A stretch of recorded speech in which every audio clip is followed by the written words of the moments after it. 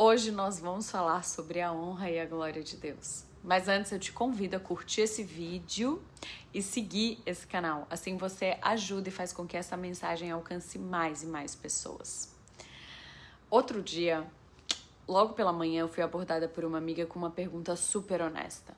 Uma dúvida que em algum momento também já foi minha. Ela perguntou, mas o que quer dizer de verdade viver para a honra e glória de Deus, Lu? O que muda? O que se sente? E eu pensei em responder com um versículo pronto, mas naquele momento eu resolvi contar o que eu tenho vivido. A resposta foi muito mais simples do que ela imaginava, mas aqui agora com vocês eu posso ir um pouquinho mais profundo. Então fica comigo. A palavra glória, na raiz hebraica kabod, carrega a ideia de peso, importância, valor. E no grego, doxa, é esplendor, reconhecimento. Logo, glorificar é reconhecer o peso da presença de Deus. É dar a Ele o lugar de maior importância.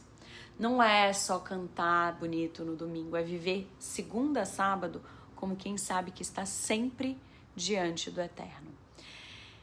E isso muda tudo, porque glorificar a Deus não é só falar dele, é viver de um jeito que ele possa ser visto através da minha vida, mesmo quando ninguém estiver olhando.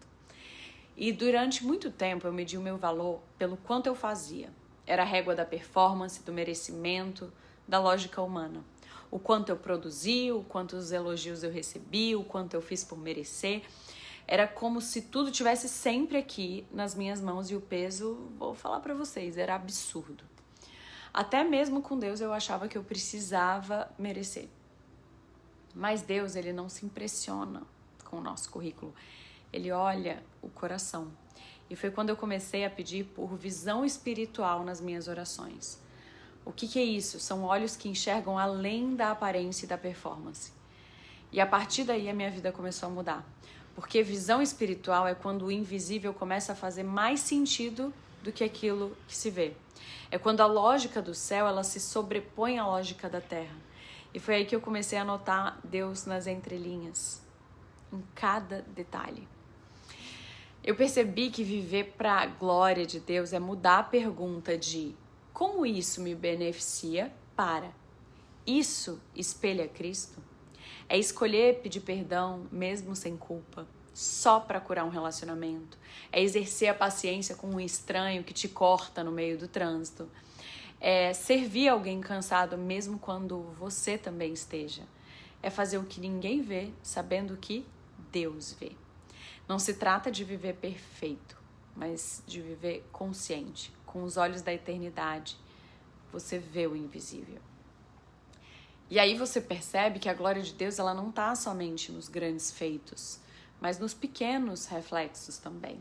Em coisas que ninguém aplaude, mas Ele vê. Em cada decisão de amar como Ele ama. Porque a glória dele não é para ser retida, é para ser espelhada. E quanto mais eu contemplo a glória dele, mais eu sou transformada. A palavra ela diz, contemplando como por espelho a glória do Senhor, somos transformados de glória em glória. Isso está em 2 Coríntios 3,18. É como se o olhar fosse moldando o ser. Aquilo que você contempla é o que você se torna. Então, se eu olho para mim o tempo inteiro, eu viro um poço de exigência. Se eu olho para o mundo, me comparo o tempo inteiro e acabo me perdendo. Mas se eu contemplo a Cristo, aí eu descanso e começo a me parecer com Ele. Paulo escreveu que tudo vem dele, por meio dele e para ele. A ele seja a glória para sempre. Isso está em Romanos 11:36. Então não é sobre mim, nunca foi. É sobre ele sendo visto em mim, nos meus gestos, nas minhas escolhas e até nos meus silêncios. É sobre servir com a força que ele dá, falar como quem transmite a sua palavra, amar como quem foi amado primeiro. Glorificar a Deus é isso, é viver como quem sabe que vai encontrá-lo um dia. É fazer escolhas com essa pergunta no coração. Isso aqui que eu estou fazendo, dizendo, reflete o amor de Cristo? Tem dias que sim e tem dias que não. Mas o importante é seguir tentando. Porque no fim de todas as coisas, como disse Pedro, O que importa não é o tanto que eu fiz, mas o quanto Ele pôde ser visto naquilo que eu fiz. No fim, não é como o mundo diz que é, mas como Jesus diz que é para ser.